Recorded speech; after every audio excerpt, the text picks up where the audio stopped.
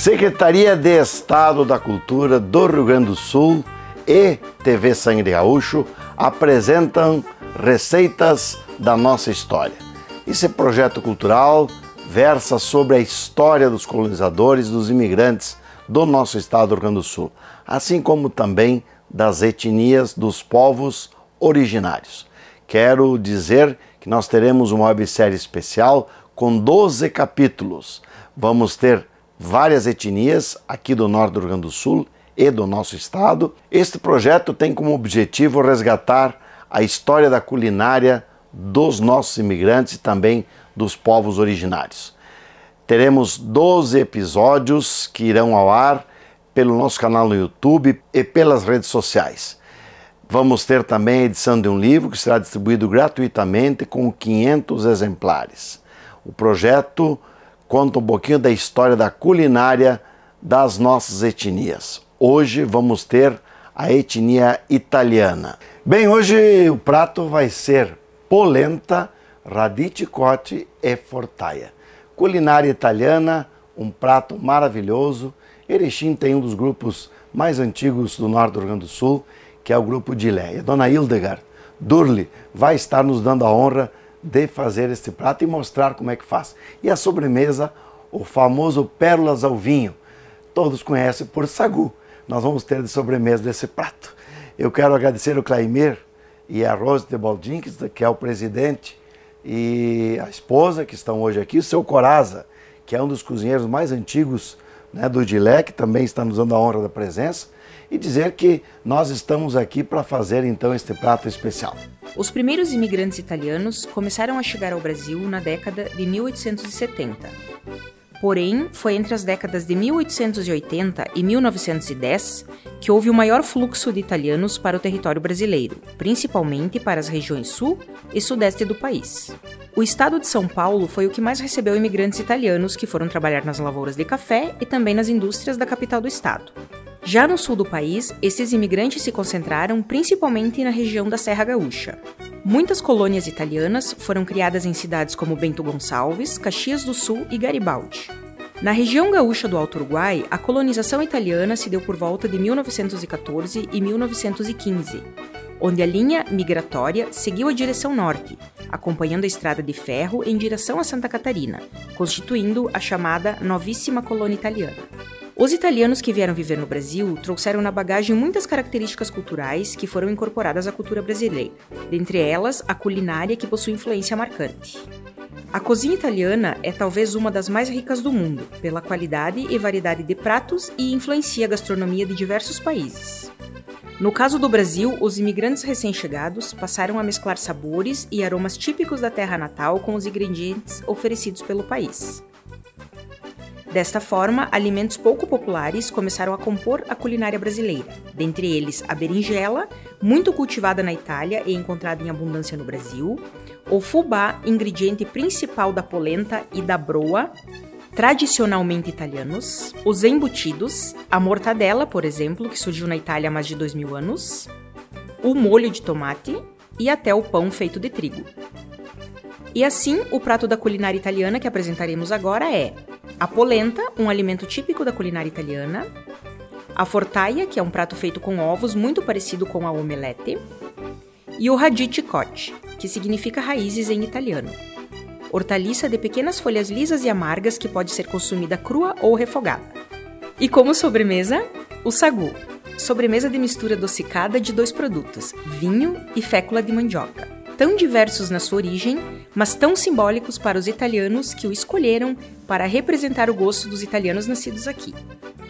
Passamos agora para a preparação de nossos pratos principais, onde serão utilizados os seguintes ingredientes: polenta, 1 xícara de farinha de milho, 2,5 xícaras de água, sal, fortaia, 4 ovos, 200 gramas de linguiça, 1 colher de banha, sal, radice cotte, 3 maços de radice, 1 cebola, 1 dente de alho, 1 colher de banha, 50 gramas de bacon, sal.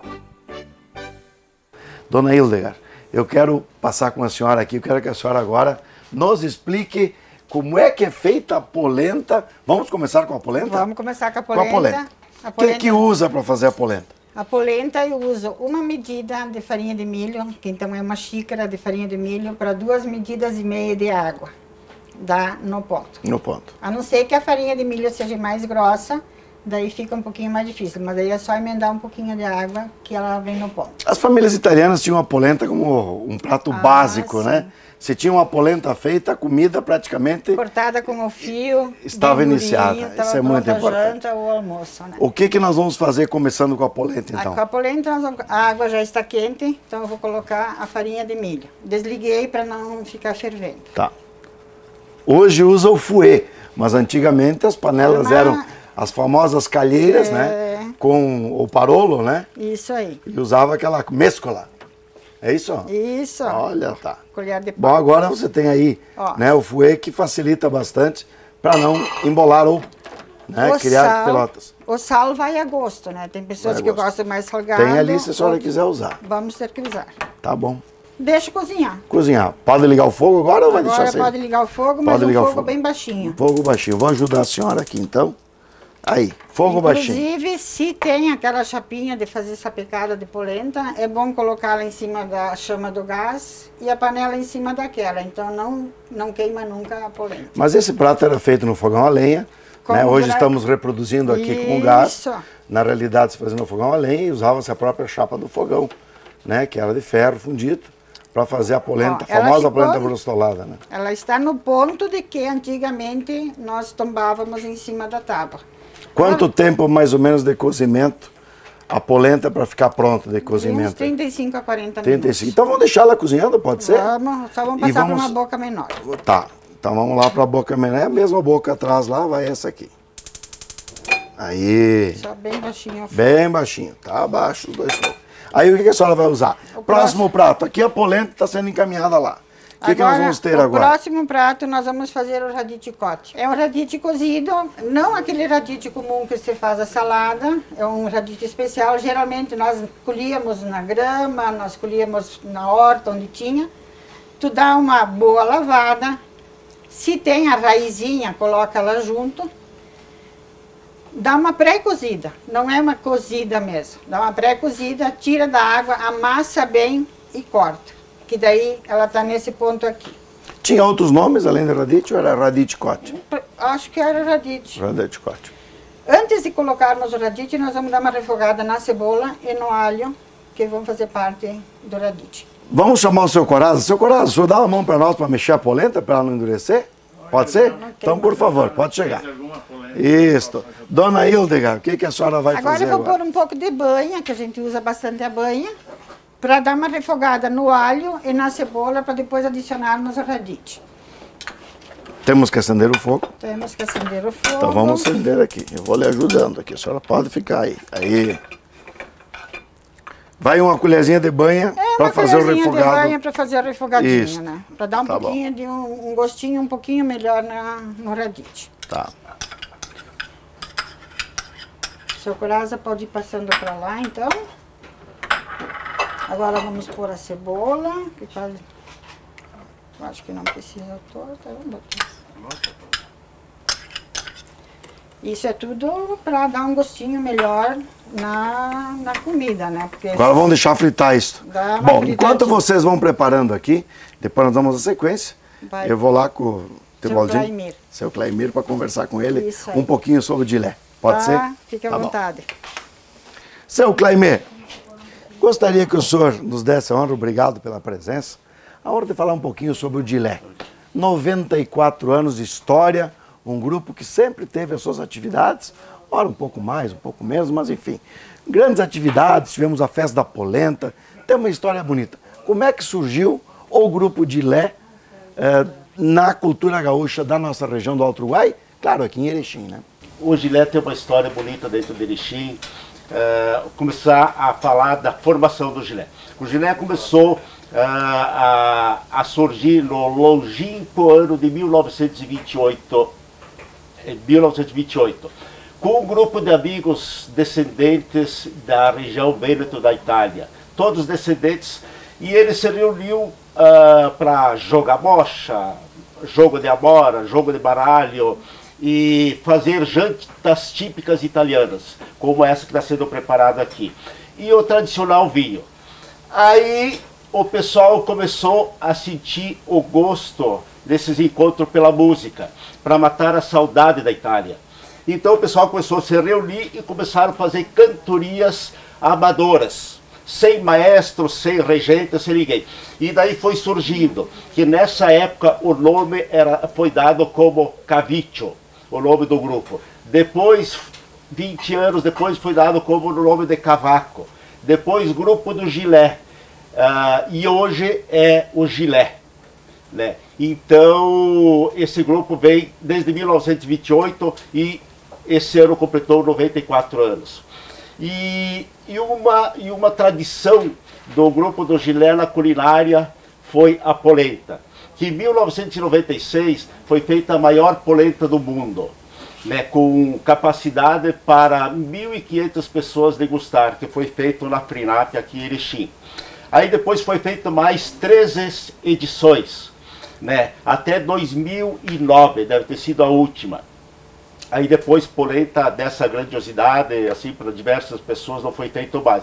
Só encontros na própria sede, para aproximadamente 250, 300 pessoas, que é a nossa capacidade da sede que temos, né. Inclusive a gente nos orgulha porque o único grupo que tem a sede italiana na região é o Grupo do Gilé, né? Graças a um dos fundadores, que foi o seu Attilio Pagliosa, que foi o grande incentivador da cultura italiana, e foi uma pessoa que batalhou muito, foi atrás de empresas para conseguir as verbas, mais de 150 associados que fizeram parte, se doaram materiais, eles mesmos ajudando a mão de obra para fazer essa fundação, essa construção do Grupo do Gilé. Já continuamos a conversa, vamos ver o que vai ter a comida aqui, né? Porque parece que já está cheirando aqui, né, dona Hildegard? Já. O que nós temos aí? Agora já está refogadinho o alho com a cebola, podemos acrescentar o radite. Importante, quanto tempo mais ou menos esse... Uns 10 minutinhos. Depende do fogo, né? Se for no fogão a lenha demora um pouco mais. Sim. Né? Então tá, aqui vamos então ver. temos o radite. Radite cote. Radite, tá? Uma espécie de almeirão. Antigamente colhia no campo, hoje em dia se temos hortas, né? Pode-se comprar nos mercados, é cozido na água, como a dona Hildegard já explicou, e ele vai ser refogado aqui. Aí. E além disso aqui, eu sei que a senhora preparou um bacon frito. Um bacon para dar uma... Que vai também misturar junto. É isso aí, muito bom. Aí. Agora a mistura. E está pronto o prato. Está praticamente pronto. Importante é misturar, fazer uma fusão desses ingredientes. O bacon, lembrando que foi frito antes, né? Já foi preparado. Aí, ó. Pronto. Então agora nós vamos passar para o próximo prato. Próximo prato. O que nós vamos ter no próximo prato? A famosa fortaia, seu Coraza, vamos abrir os ovos. Nós deixamos aqui, para facilitar o programa, pré-frito já, tanto o bacon quanto a linguiça. Então, de repente, teria que dar uma fritadinha, mas em função até de tempo, a gente, né, deixou pré-frito. A dona Hildegard já deixou isso praticamente pronto, né? Está fazendo a finalização. Agora, então, nós vamos abrir os ovos, que também vão fazer Vamos ligar aqui, tá ligado, tá ligado. Eu acho que eu vou aqui na pia. Não, pode fazer aí. Os ovos, vamos abrir o ovo ali. Ele tá teimoso para abrir. Tá aí, ó. E o seu Coraza, enquanto isso, está mexendo a polenta ali, né? Tá nos dando aquela assessoria. É a nossa mão direita. Aí, direita e esquerda, né? Aí, olha aí. Que beleza. Quem ainda não comeu fortaia, será? A fortaia é uma espécie de omelete. De repente alguém é fora aqui do Rio Grande ou não é italiano, né? Não conhece. É um omelete, um gaúcho, que foi feito aqui no sul pelos italianos. O gaúcho chama de fortaia, ou o italiano aqui, o nome é fortaia, mas algumas pessoas, né, a nível do Brasil poderão estar dizendo, mas isso aí não é um omelete? É parecido com um omelete. Quer colocar no fogo mais forte, dona Ela? Porque esse fogo é o menorzinho de todos que eu tenho aí. Vamos colocar aqui no fogo grande. Vamos bater bem os ovos para depois misturar com a linguicinha e voltar para a frigideira. Batendo o ovo, olha aí, ó. O segredo é bater bem batido. Batidinho, um pouquinho de sal também vai aqui depois. Ah. Vamos pegar um pouquinho de sal. Importante dizer que a culinária italiana era que aproximava as famílias, se reuniam normalmente aí a final da tarde ou à noite, né? Faziam uma polenta, uma fortaia, um bom vinho, sentavam lá, faziam cantorias, lembravam as histórias da velha Itália, né? Da onde... Já vou pôr o queijo aqui junto. Junto no... Olha aí, essa eu não sabia desse detalhe. O queijo ralado já vai junto no ovo. E já vem pra cá a linguicinha que também já está pronta, porque ela estava pré-cozida, tá? Nós vamos pôr aqui para depois... Meu fogo aqui apagou, dona Eli. Aí, ó. Ah, volta pra dentro da fortaia. Volta. Do ovo batido. Tá bom. Mistura tudo. Vamos mexer ali. Gente, já deu vontade de comer. O pessoal que está atrás das câmeras aí, né, vai... Olha aí. Vamos lá, ó. E agora vai pro fogo. Encerra a parte terminando de cozinhar. Olha aí. Tá alto o fogo? Olha aí, tá alto o fogo. Vamos só deixar Então, ele. vamos deixar cozinhar. O seu Corazza está cuidando da polenta. Enquanto a senhora finaliza aqui o prato, tá? Eu vou lá com o seu Claimir falar um pouquinho sobre o Gilé, mais um pouquinho sobre a história dos italianos. E aí no final a gente monta o prato aqui. Monta o prato. Vai ter uma sobremesa especial. A senhora sabe que o nome dessa sobremesa eu aprendi, numa cidade próxima aqui de Erechim. Um dia foi uma janta e eles me disseram, vai ter no final sobremesa de pérolas ao vinho. E eu fiquei pensando, pérolas ao vinho, né? Daí cheguei lá, digo, mas o que é o pérolas? Era o famoso sagu italiano, né? Que deram um nome chique, né? Na realidade é o sagu, que é feito com vinho, né? E féculas de mandioca. De mandioca. É Meu isso? pai queria ver a árvore do sagu. Não existia árvore de sagu, Claro né? que não, né? Não, porque é feita da mandioca. Existe a árvore, mas a árvore que produz a mandioca. Que produz a mandioca. Seu Corazza, sempre muito solícito, muito obrigado por estar conosco, seu Corazza. E parabéns pela história que o senhor tem dentro da nossa culinária. Todo mundo conhece o Corazza aqui na nossa querida Erechim, ele que faz parte dessa história. Vou lá então, Claimir.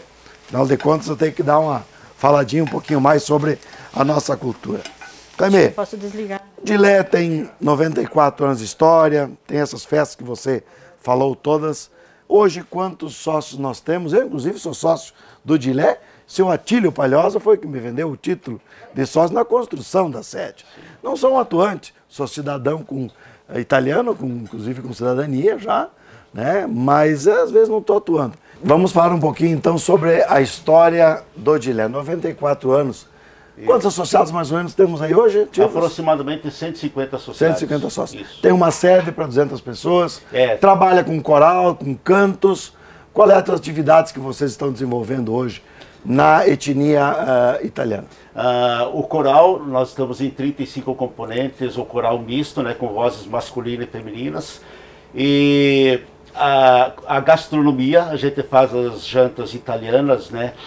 Em função da pandemia a gente diminuiu, mas aproximadamente 3, um almoço e 2 jantas italianas, totalmente italiana, que envolve a polenta, envolve a carne de porco, envolve o galeto, a fortaia, 2 tipos de fortaia, o codiguim, salame, queijo, radicchiote, saladas de repolho, a culinária. Daí a gente faz, dentro da gastronomia, nós fizemos aproximadamente 2 jantas no ano e um almoço, totalmente da culinária italiana, né?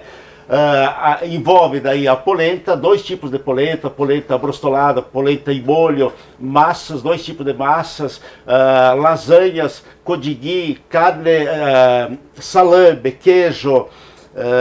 Culinária italiana, culinária italiana no a geral. Polenta, que é o que nós estamos fazendo aqui. Ela foi trazida pelos italianos, né? A introdução do milho. Aqui o gaúcho tinha uma outra característica, era mais carnívoro. Isso. Né? O que nós temos da história da polenta? A história da polenta também se diz o seguinte: os imigrantes italianos, os descendentes, quando eles chegaram no Rio Grande do Sul, eles foram recepcionados pelo gaúcho com um belo churrasco. Aí, para fazer uma recompensa, um agrado aos gaúchos, eles mostraram como se fazia uma bela polenta com fortaia e radicchiotti. Aonde foi que os gaúchos apreciaram, gostaram e foi disseminando em todo o Rio Grande do Sul e que hoje faz parte da culinária italiana e praticamente todo o Rio Grande do Sul, gaúcha se envolveu e está disseminado em todos os 4 cantos do Rio Grande do Sul. Algumas peculiaridades da culinária italiana. Quando os italianos chegaram aqui, eles recebiam um pedaço de terra das companhias colonizadoras, vinham para esta região, né? Os italianos chegaram no final do século XVIII, começo do século XIX, tinham assim uma presteza muito grande de trabalho na agricultura. Você tem uma história que comiam muitos pássaros, animais silvestres, era natural para aquele período, porque eles às vezes não tinham o que comer, né? Então pegavam muito passarinho, né? Se faziam passarinhadas, hoje se faz a codorna, que é criada para isso. Então existem vários pratos da culinária e a polenta foi introduzida realmente porque o milho era um dos produtos, ou um dos subprodutos. Saía-se aí a polenta, a farinha de milho, fizemos também aqui num dos pratos a canjiquinha, enfim, o milho era muito importante. O gaúcho aqui usava muito carne realmente e a polenta ficou como, mas assim, o carro-chefe, tanto que o Dilé teve, já falamos, né, a festa da polenta. Quanto é que fazia de polenta na época? Eu não me lembro qual era o peso da polenta, mas passava de 500 quilos de polenta, né? Ela foi usada nessa quantia de polenta para 1.200 pessoas, 1.500 pessoas, aproximadamente 200 quilos de farinha. 200 de farinha, mais adição de água, e isso dá em torno de 500 a 700 quilos. Eu estou dando os números aproximados, mas eu me lembro que era uma panela enorme, tinha um guindastre para levantar a panela. Então, Erechim teve essa festa e estamos tentando resgatar da história exatamente esses pratos típicos e antigos que ainda ficam junto com a etnia italiana. O Dilé é hoje composto de membros que fazem um trabalho muito bonito, pessoas de meia idade, jovens que estão chegando, e eu tenho certeza que este programa vai também resgatar um pouquinho da história desta culinária maravilhosa, que é a culinária italiana. Já volto contigo aqui, porque eu vou lá, seu Corazza está aqui, a dona Hildegard, e ela vai mostrar para nós aqui o que nós temos pronto. Vamos botar em cima da mesa aqui, ó. Pode botar aqui a mesa de tábua. Isso aí. Aqui nós temos então a fortaia, a polenta tá pronta? Tá pronta, né? Vamos lá, podemos desligar aqui o fogo então. Pode botar em cima da mesa aí, não tem problema. Essa mesa de tábua, seu Corazza, fica aqui do nosso ladinho. E aqui nós temos o quê? O radicchiotti. Prontinho. Fica do lado ali, seu Corazza. Seu Corazza fica lá, ali. Tá bom. A polenta, né, que é feita então de farinha, o cozimento dela, lembrando que as receitas estarão num livro, tanto da polenta quanto do sagu, vai ter o QR Code para vocês acessarem e a gente vai poder mostrar para vocês. Temos a polenta, né, que é feita então com 30, 40 minutos. Claro que fizemos aqui uma pequena, não fizemos uma polenta grande, até porque o objetivo é mostrar, né, a receita pode ser multiplicada dependendo da quantidade de pessoas. Temos também os ovos com mexidos, que na verdade, a fortaia com linguiça. Podia-se fazer com carne de porco isso aqui, Corazza, também ou não? Ou só linguicinha? Não, carne picada, carne moída. Pode, sim. Né? Frango. Com cebola fazia? Mas, só cebola, quando não tinha carne? Quando é cebola e ovos. Olha aí. E um temperinho verde. Isso. E aqui nós temos então o famoso radicchiotti. Olha, vou dizer para vocês, eu me criei, eu sou de origem italiana, na minha casa tinha um dia polenta e no outro dia também. Um dia minha mãe fazia a polenta fresquinha, no dia seguinte ela sapecava, chamava de brostolar a polenta, no fogão. E de café da manhã, eu brostolava uma fatia de polenta, colocava num prato e comia a polenta com leite, né? Com leite. Café era muito raro na minha casa. Nós tomamos chá de erva mate no começo. Depois veio o café, de vez em quando a gente conseguia café. Mas era uma coisa rara, e eu estou dizendo isso, estou com 58 anos, vou fazer 59.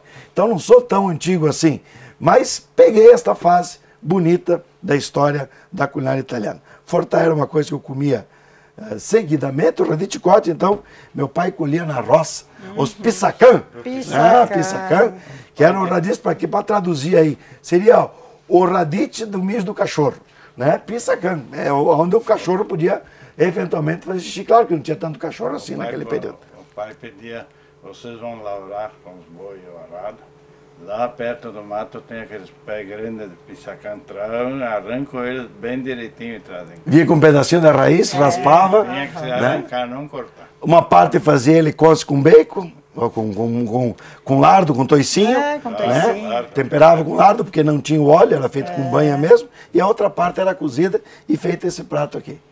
Tá bom? O que acharam no prato? Nós vamos servir na mesa e mostrar para você.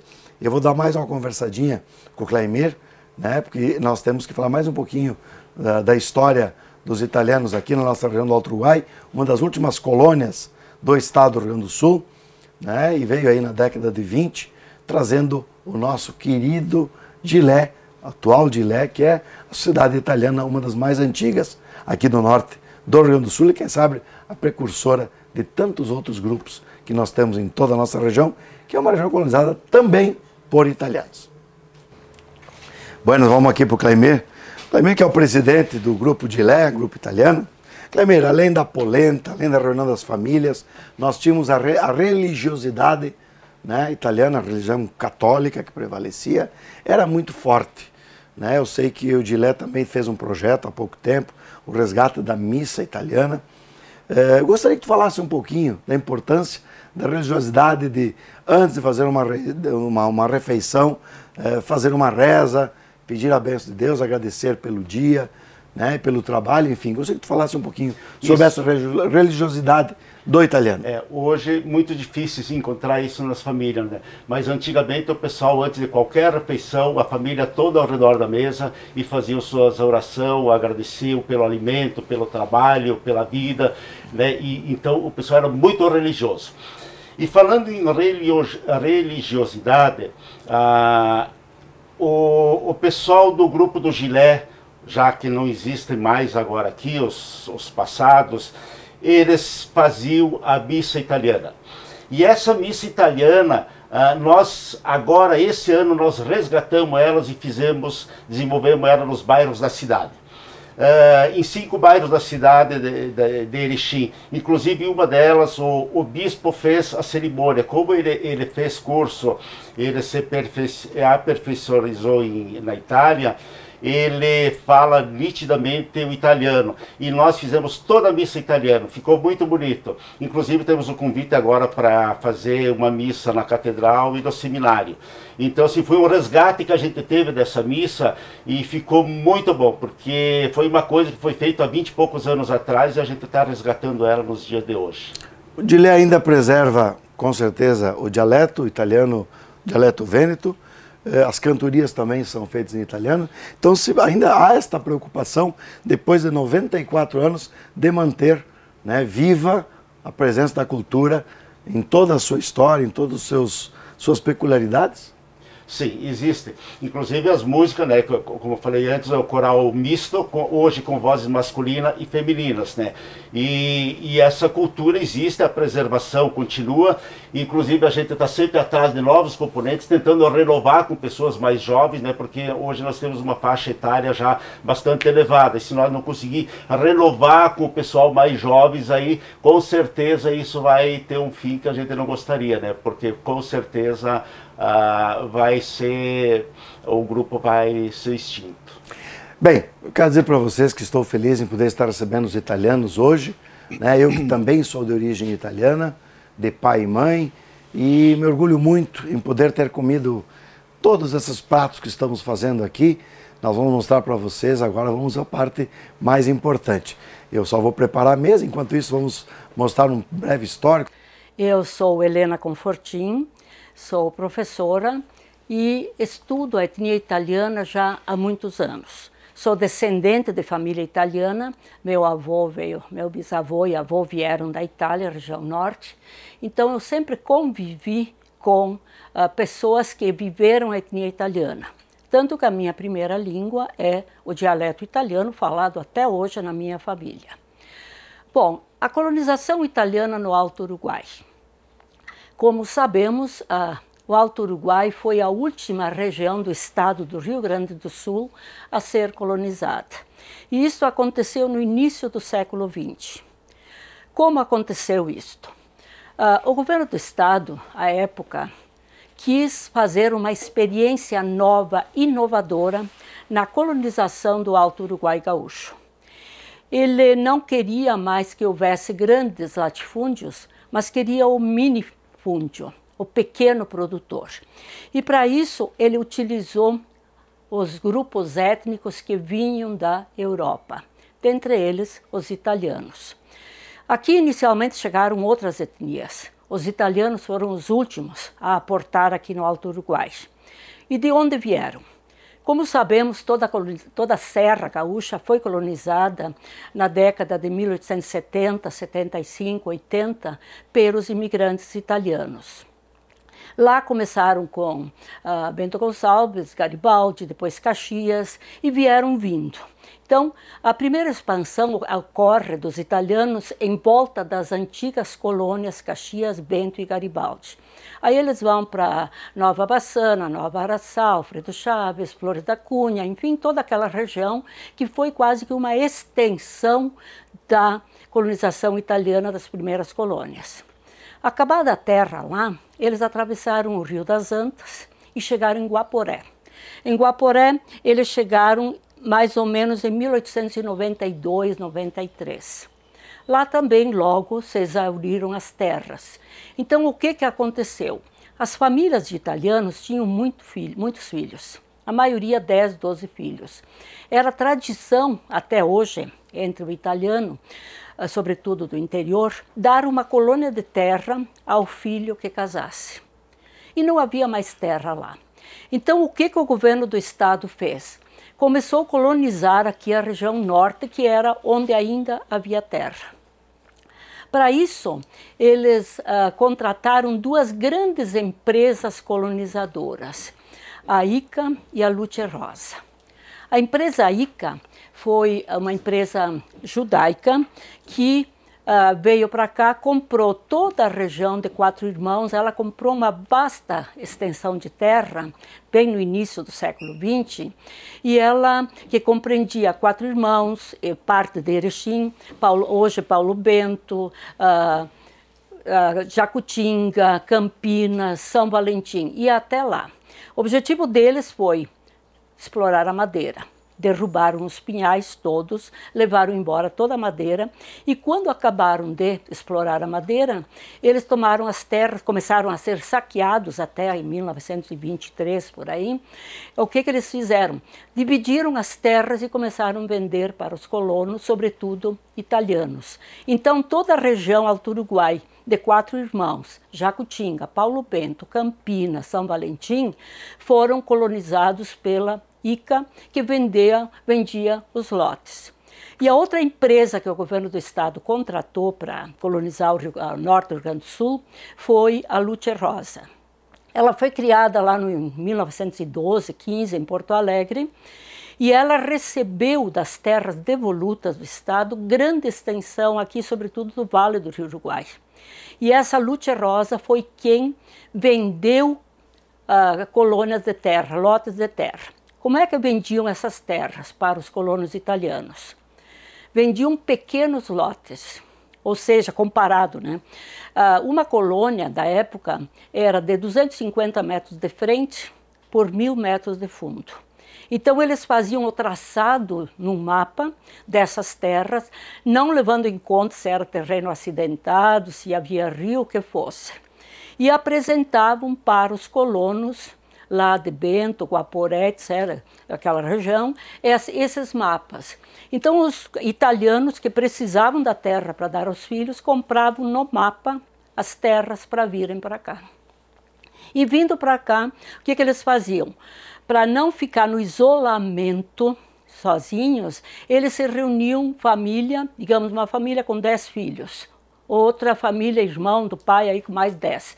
Chegavam a comprar 15 a 20 colônias de terra. Então, o que aconteceu? Eles criaram grupos familiares aqui no norte do Rio Grande do Sul. Então, nós vamos ver hoje, se a gente analisa, nós temos, por exemplo, a Vila Coan. Quando chegou o Coan, comprou tanta terra, moraram uma porção deles lá. Temos distritos, temos bairro de Molinero, bairro Cantili, temos a linha Batistella, temos essas linhas italianas que acabaram constituindo grupos familiares e em volta deles se criaram distritos, se criaram municípios e tal. Outro aspecto da vinda para cá foi a estrada de ferro. construída em São Paulo, Rio Grande, construída no início do século XX, em que vinham junto para trabalhar. Os colonos, alguns que não tinham mais terra lá nas colônias velhas, vinham para cá para trabalhar. E aqui, aí, trabalhando na Estrada de Ferro, fundavam grupos. Então, por exemplo, Gaurama, Marcelino Ramos, Aratiba, Severiano de Almeida, alguns deles foram, e Erechim, Getúlio Vargas, foram construídos, surgiram também em função dos núcleos da Estrada de Ferro. O italiano vinha trabalhar, gostava daqui, conseguia comprar terra dessas companhias de colonização e quando a Estrada de Ferro seguia, eles pararam aqui. O que eles faziam no início? Construíam uma casa rústica no meio do mato, que não sabiam sequer bem onde era, uma choupana de pranchões, de capim, seja o que for. Vinham só os homens, derrubavam as matas, queimavam, plantavam, e depois que eles tivessem um ranchinho e a terra limpa e plantada, eles traziam a família.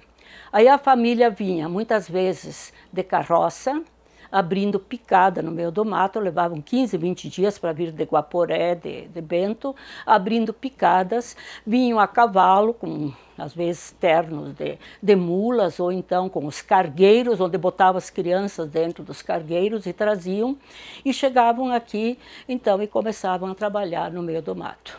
E tudo isso gerou grande isolamento. No começo foi muito difícil, por quê? Porque eles foram meio que abandonados à própria sorte, eles não tinham estradas, e então o problema deles era, quando passaram a ter comida para eles, precisavam de dinheiro. Onde vender a produção, você não tinha como trazê-la, né? Não tinha estradas. Para quem vender, você não tinha comprador. Então começou a dar o excedente de produto e com isso eles começaram, então, alguns deles que vieram a abrir pequenas lojas, abrir vendas, e na época quem ajudou muito foram os padres. Se a gente lê a história, por exemplo, do padre Benjamin Busato, nós vamos perceber que ele foi alguém que ajudou muito aqui. Ele ajudou na vitivinicultura, ajudou na criação de empresas, de casas comerciais, etc. Então, toda essa colonização se efetuou na grande Alto Uruguai. Em Erechim, ela começa um pouco depois de algumas cidades daqui. Ela começa, os italianos chegam mesmo a partir de 1915. Em Erechim, então, eles chegaram bastante, vieram 700 famílias praticamente uma vez só, trazidas pela Luce Rosa, lá por 1915 a 18. E aqui, então, eles começaram. Logo em seguida chegou, por exemplo, o professor Mantovani, que cuidou da educação. Que ele vinha, com um filho adotivo, que era o seu Modesto Rigoni, e criou a primeira escola, que até hoje nós temos a casinha lá na Avenida Tiradentes, e a casa onde ele residiu, na esquina, perto da Câmara de Vereadores. Veio o doutor Calef, que começou com a saúde. Aí veio o Panucelli e começaram a chegar essas pessoas italianas que começaram a atender os italianos. E aí os italianos começaram com isso a sua socialização. Socialização era feita onde? Em volta da igreja, nas capelas, eles iam lá no final de semana, se reuniam, iam nas casas rezar o terço, tinha a capelinha de Nossa Senhora que eles levavam de uma casa para outra, rezavam o terço e comiam. E passaram a fazer os filós, que até hoje são muito lembrados, e aí a culinária italiana passou a ser o ponto central praticamente, que é o bom mangiare italiano, não? E daí o que aconteceu? Começaram a ver as comidas, a bebida italiana, a graspa, o vinho, porque eles não eram muito chimarrão, eram mais do vinho e da graspa, sobretudo feita da uva, aí começaram a vir as comidas italianas, e dentro dessas comidas italianas, então começaram os grandes jantares no filó e nas festas da igreja, da Santa Padroeira. Então, ao invés de ter o churrasco, tinha a polenta, a fortaia, o radicote temperado com bacon, aí se servia a sopa de agnoline, de capelete, o tortelli de moranga, de abóbora, com queijo ralado, que eles mesmos produziam, o radice, que era colhido pissacan, que eles colhiam na beira da estrada, e cozinhavam muitas vezes, ou então temperavam. Aí veio o espaguete, a massa, enfim, todos os tipos de massa que eram típicos italianos.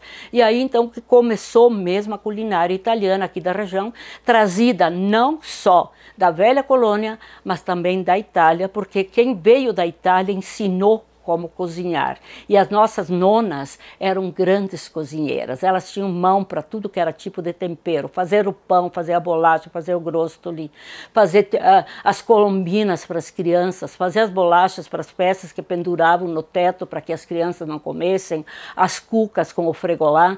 Então tudo isso passou a fazer parte da comida do domingo à tarde, na hora do jogo do quatrilho, da mora ou da bocha.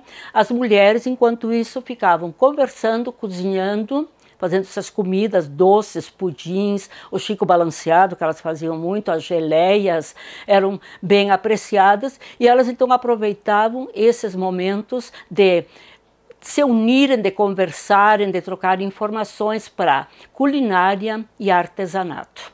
E é isso que nós temos até hoje aqui na nossa região. Essa herança bonita da cultura italiana que nos deixou na educação, forte na saúde, forte na culinária, no artesanato e, sobretudo, na vida familiar social, no querer-se bem, no encontrar-se para se divertir, para cantar. No começo eu não cantava, mas depois passaram a cantar.